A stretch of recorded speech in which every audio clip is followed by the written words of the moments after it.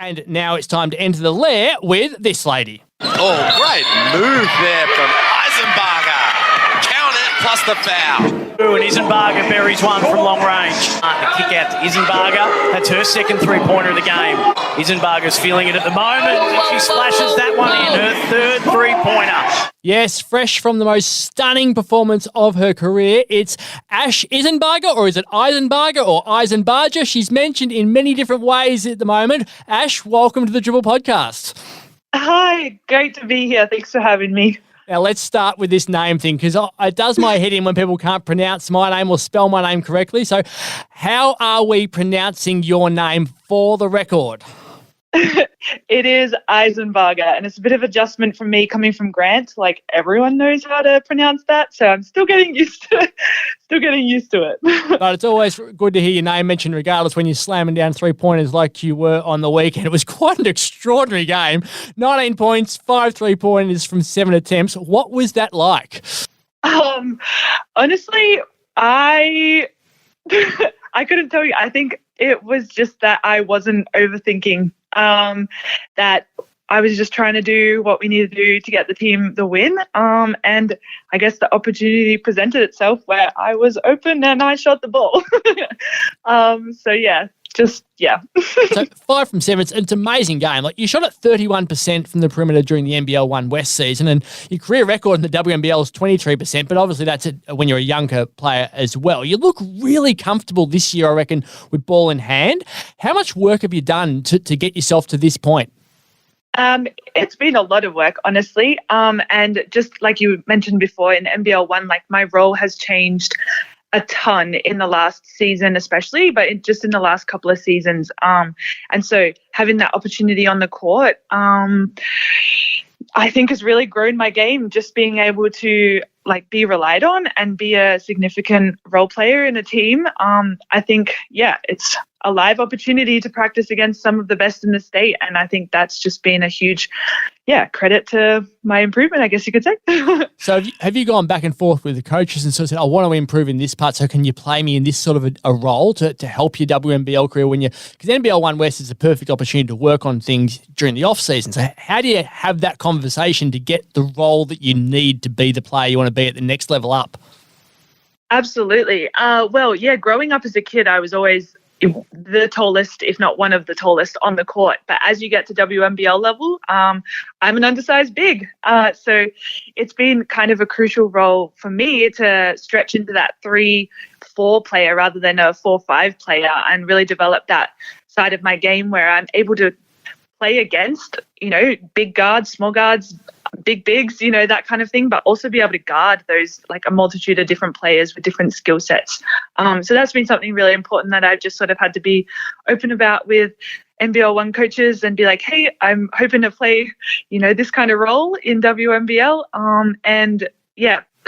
Thankfully, they've all been fantastic coaches that have really helped me work towards that and be really encouraging in that. And So it's been interesting talking to different athletes over the past 12 to 18 months about how they handled lockdown and what they tried to work on, given they were stuck at home a lot of the time or weren't able to practice with different people. But you were in an environment where your husband is also an NBL 1 West player, and he's a fair three-point shooter as well. He had more attempts and more three-points made than anyone else in NBL 1 West last season and went at 44%, Jack. So did you two spend a bit of time working on the three-point range of your game as well, going out to parks or anything like that? Or is it a pure coincidence that you're shooting like this at the moment at a time when he's shooting like that?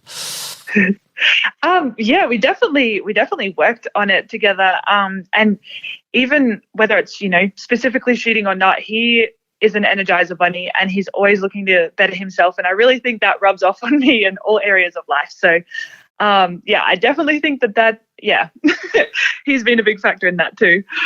So when we talk about him, from a family perspective at the moment, with everyone over there, it was a really difficult week last week with the border news, and it prevents all of you from being able to come home with any surety at the moment. You missed your 2-year wedding anniversary earlier this month, given that you're over there at the moment. How difficult was it to hear that the border news was going to be so different for your return eventually than what it was when you were told that you were leaving? honestly, it really blindsided us all. It's been a pretty tough couple of days, just as we try and navigate that. And we're still waiting to hear, what our options are. And so just that unknown has been really difficult, especially coming from, like a 12-week preseason, something crazy like that. And just what our season looks like has changed so many times. It's unbelievable, that it's really, really tricky for us to keep adapting, and we're doing the best we absolutely can and supporting. Thankfully, we're a part of a really supportive club. People who lead us, everyone around us is really supportive, but it doesn't change that it really sucks. For all of us in lots of different ways, but yeah. So I mentioned when we opened the podcast today that one of my frustrations with the new rules is the alteration to the home quarantine rules, because I went through it myself, having lived in Queensland covering AFL football twice in 2020. You went to the WNBL hub last season, came home, were able to live with Jack. He was able to go to work. You could quarantine at home, but under those rules. Now the rules have changed. Now he can't go to work if you go home. Like, that must make it a really difficult conversation to know what you're going to do when you are allowed to come back. Yeah, thankfully, I believe the Lynx are, well, there's nothing set in stone just yet with like what is happening with our season exactly. But I know that they will have our back in whatever way that is. Like, a lot of us have roommates that are teachers or husbands or partners, that will be out in the community. And so they're going to do their absolute best to find us a situation where we're able, where it impacts the people around us the least, if it does come down to quarantining. Yeah. So then there's your job. I mean, you're a professional photographer and a bloody good one. So Ash shoots weddings, engagements, family milestones. When people ring up and say, "Hey, I wouldn't mind booking you in the first week of March," there's a big difference between saying, "I'll definitely be home," versus "I might be in quarantine," or even "I've booked you in for February 20 and now I don't know where I'm going to be living." Like, that must have been really difficult for you to work through at the moment. Yeah. It has been, obviously, and like you mentioned, all those things that I do photograph are really important milestones in people's lives, and I always feel so terrible when I'm not able to give them a concrete answer. So coming into this season, I knew, just based on this past year, that there was a lot that was potentially going to change or shift around and become different to what we initially thought. So thankfully, I, from the get-go, just haven't booked any weddings within this time, because that's obviously something can't just, "Hey, can you just change your wedding date for me?" Like, no longer able to come. Like, that's a really big deal for me, and I take it as a really big honor. So I've avoided that. But yeah, I've had to shift around a few engagements and family sessions that have been in February, where when and even March, where when it's not certain that we're going to be back anymore at that point. So yeah, that's been very challenging, but thankfully all the clients that I work with have been understanding at the same time, and they all know that, I have a unique combination of professions in a photographer and a professional basketballer. So yeah. Well, if anyone out there is getting married or has some children or has an engagement that you want to photograph post WNBL says, I can tell you she's very, very good. Go onto her website, www.ashalolaphotography, ASHALOLA photography.com. She also has an Instagram page under Asha Lola Photography. Some of the photos you can view there are absolutely breathtaking. You should check out one that she took last year of a bride standing in front of this beautifully lit table at an outdoor dinner with fairy lights strung up on the wall and the sun setting. It's absolutely majestic, that photo, and will make you want to hire her for sure. Tell me how you got into photography as a basketballer. Thank you so much for that. I think my two passions growing up were basketball or just sport in general, and I've always had a creative side. I definitely got that from my mom. But I've always loved it, and I was constantly told, "Oh, you can't make a profession out of that. Like, there's not enough, you can't earn enough money from that to make a living," and that kind of thing. And it kind of just got to the point where I was like, why not? And so I really just gave it a crack, and honestly, it snowballed a lot faster than I expected. And I think that's because it's easy to put in a lot of work to it because I love it and enjoy it so much. And it really is a passion of mine. And so I think it was more just a natural path that I took to just, take it that step further from being a hobby. And I love photographing people, and all of that is, big combination of things.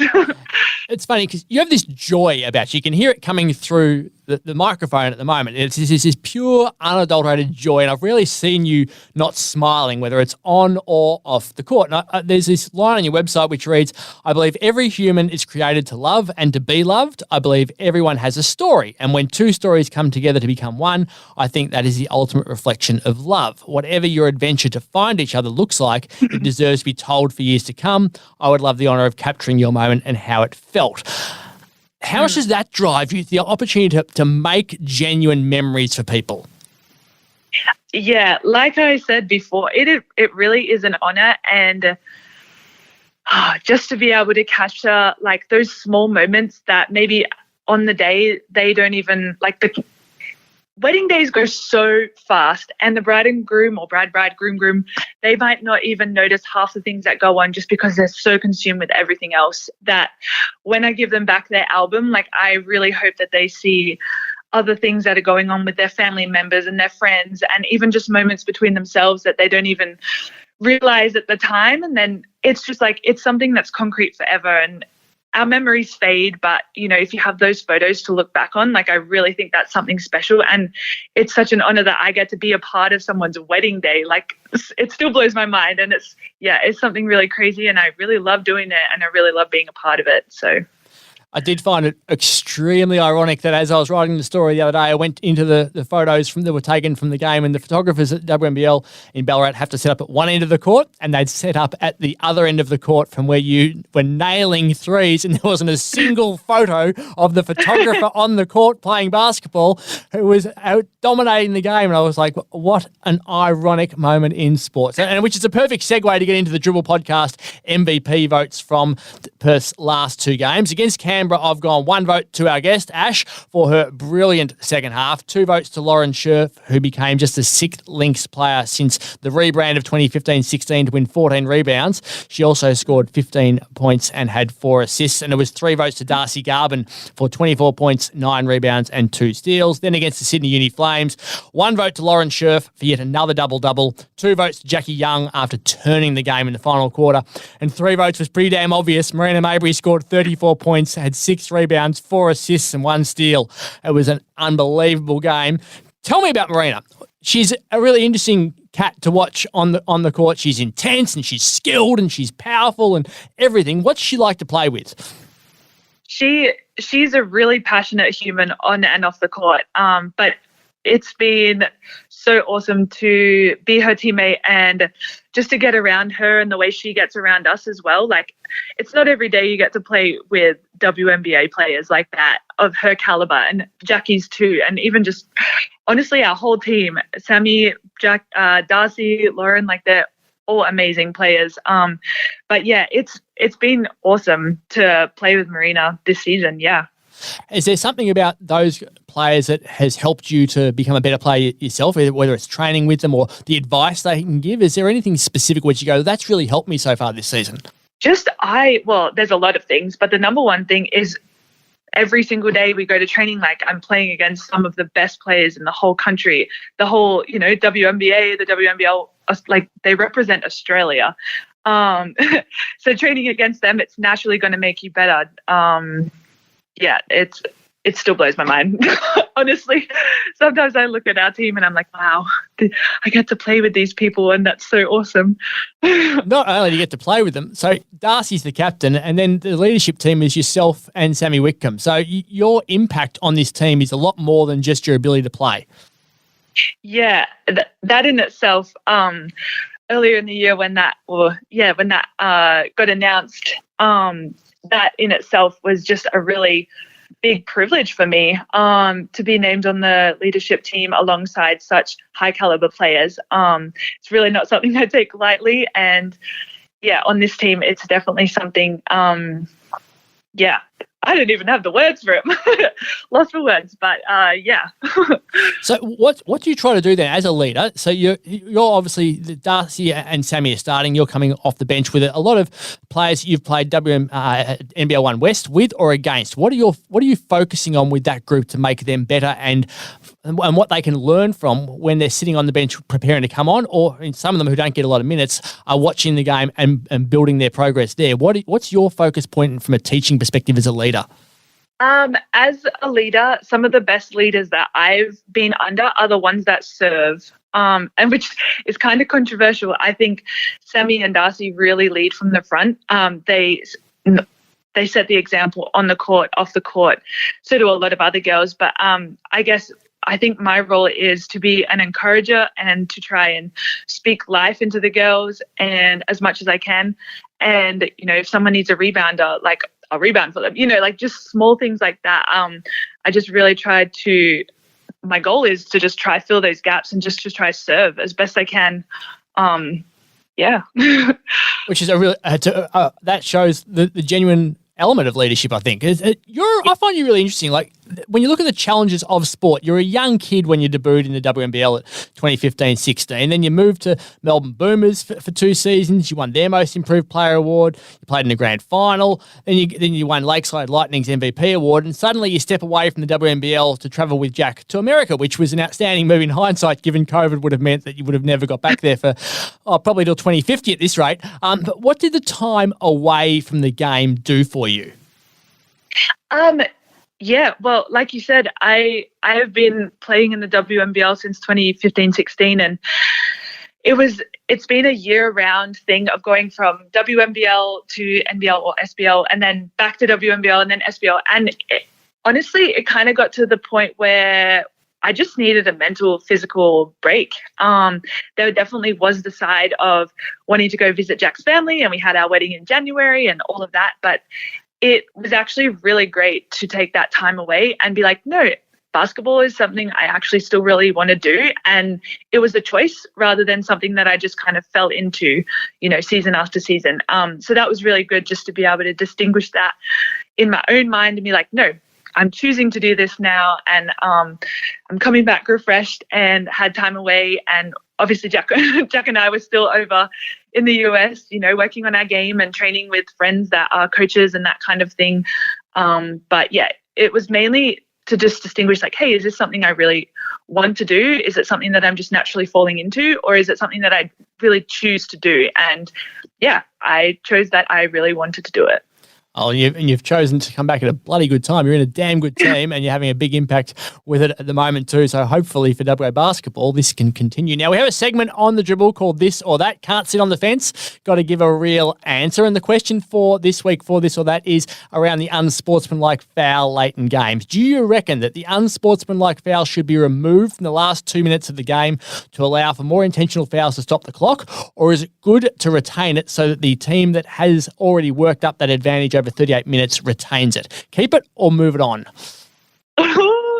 This is a very controversial one. I would say move it on. I've been a part of a few games where that unsportsmanlike call, even though it's not an intentional play, to hurt somebody, but it's been called an unsportsmanlike, and that can have a huge impact in the last few minutes. So I would say move it on just to keep that, levelness of being able to, like you said, foul to stop the clock, and as a strategic thing. I think it gets sportsmanlike. Interesting. Both Vic and Ash, both today, saying that they don't like that rule, which is interesting from the players' perspective. Well, look, thanks so much for joining us, and good luck for upcoming games against Southside on Thursday and Bendigo on Saturday. May the threes continue to rain for you. Thank you so much.